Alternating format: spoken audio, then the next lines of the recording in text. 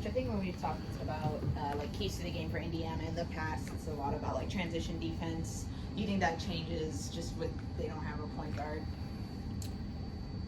No, I don't. I think that first, I want to express our feelings for Sydney and Ari for their injuries. We hope for a full and speedy recovery for both of them. So I know that's tough. But to answer your question, no, they have post players that run the floor really well. Obviously, they have Kelsey Mitchell, who's probably the fastest guard in the league. And I think that Lexi and Sophie do a really good job of running the wings in transition as well, looking for those kick-aheads and those threes. And so transition defense will still be a point of emphasis for us tonight in taking care of the basketball offensively. So then the game the other night, you guys assisted on 80% of your baskets in the first half. What did you just see there that you really liked about just that ball moving and the distribution?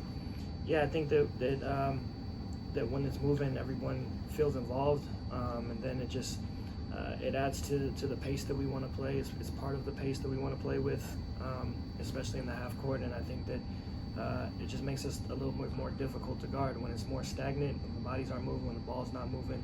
We become an easy team to guard, and so we have to have that ball movement. And it's great to see because it just gives you just a little bit more life, a little bit more energy when everybody's feeling those touches. And then in the last game, Kelsey Mitchell obviously had the game that she had, but off-ball movement-wise, what were you seeing there as far as your defense and just some things that you feel like you guys could have probably attacked differently? Yeah, I think that the last game we threw some. We were, I don't know, 7 or 8 players deep, and so we threw a lot of zone, and she was able to get loose and get a couple of open threes against the zone. But then we just struggled with her speed, so we got to initiate physicality early and try to limit the amount of freedom of movement that she has. I think that'll be the biggest key. And then in the last game, the Atlanta coach, he mentioned that you guys out-scrapped them, and he basically kind of lauded you guys for that effort. I mean, when you hear that from an opposing coach, I mean, does that, make you feel good as far as like your approach for your team? Yeah, it does. At the same time, we didn't do it for 40 minutes. We did it for 20, 25, 30 minutes. And so, I think that, as good as that does feel coming from another coach, at the same time, they pulled away with the victory. So for us, we want to be able to put that type of effort together for an entirety of a game and hopefully be the ones that come out on top. So. I think after the Dream game, you said something like you wanted the guards to be more decisive in ball screens. Do you feel like that's been an issue all season, or is that really just like a one-game thing? I think sporadically. I think I was when I said that I was more focused on that particular game, and I think ball screen, whether it's ball screen coverage or defense, or being able to utilize ball screens on the offensive end, doesn't just come down to one person. It's got to be a tandem with the bigs that are involved and with the guards that are involved. And I think that when our guards are more aggressive at looking to create advantages coming off of screens, we usually get something pretty good. And so again, whenever we do go into ball screen type situations, it takes two. Our bigs got to set great screens, allow advantages to be set, and our guards got to come off aggressive. In the last game, you ran an action where you had E-Will to make to Cardoso for a finish there. What do you like from E-Will just in that moment of just being able to utilize her as a hub in those type of scenarios? Yeah, I've said it all year. I think that the best trait of our bigs is that they're all willing passers and capable passers, and so whether it's from the low post, high post, or perimeter areas, they're always looking for each other. They're always looking for their teammates, and sometimes we want them to be a little bit more aggressive, scoring on their own. But I think that Elizabeth, with her experience, I think that she's just able to, she just has a mind and a knack for her teammates and understanding where the open player is going to be.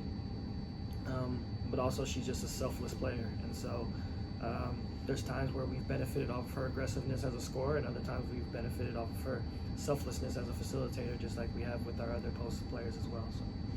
Tyler, you mentioned having like 7 to 8 players sometimes. What is your perspective on what the schedule has been just in general throughout the season, whether it's 4 games in 8 days and those sort of things, given the fact that you come into tonight's game and both teams are down a lot of players? Yeah, it wears on the players. I think there's beating around the bush when it comes to that. I think that it's a tight window with a lot of games, little time to recover, and then it's you forget that it's a completely different off season than that of like the NBA.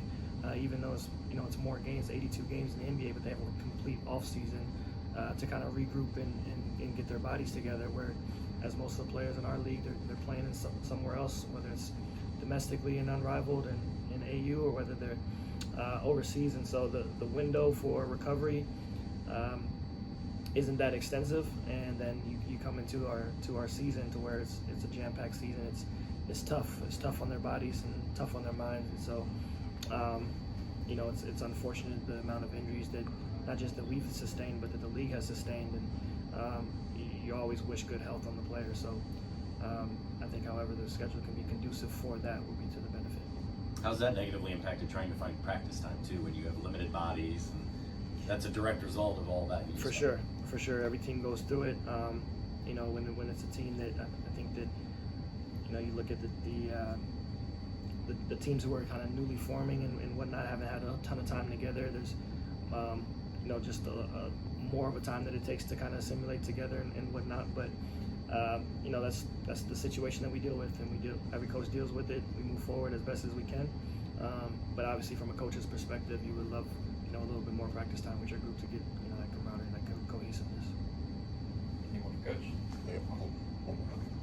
One of the things that I just noticed from a lot of the shoot-arounds and practices, for the glimpses that we get to see, I feel like there's a really good vibe around this team. And just your perspective, just what do you think kind of goes into that? It's been a tough season for you guys, but how do what do you feel about just like that aspect of the team? Yeah, that's what it's been this whole year, and there's a lot of people that want to tear us apart, that try to tear us apart. I've said it all year, no matter what the wins and losses have been, we're committed to not breaking. There's other teams around this league that sustain quicker and more success early on. Our journey is different, and that's just what it is right now. But we continue to stay together. We're trying to build something greater than just this season. So you can get caught up in what it is right now. Obviously, we're disappointed in what some of the outcomes have been, but there's a bigger picture in mind for us. And if our players understand that, if our staff understands that, if our organization understands that, then we'll take the bumps as they come. But I think that everyone's journey is different, and we just look forward to finish out this season as strong as we can, playing the best basketball that we can while we continue to build for what's to come. Thank you. Thanks, everyone.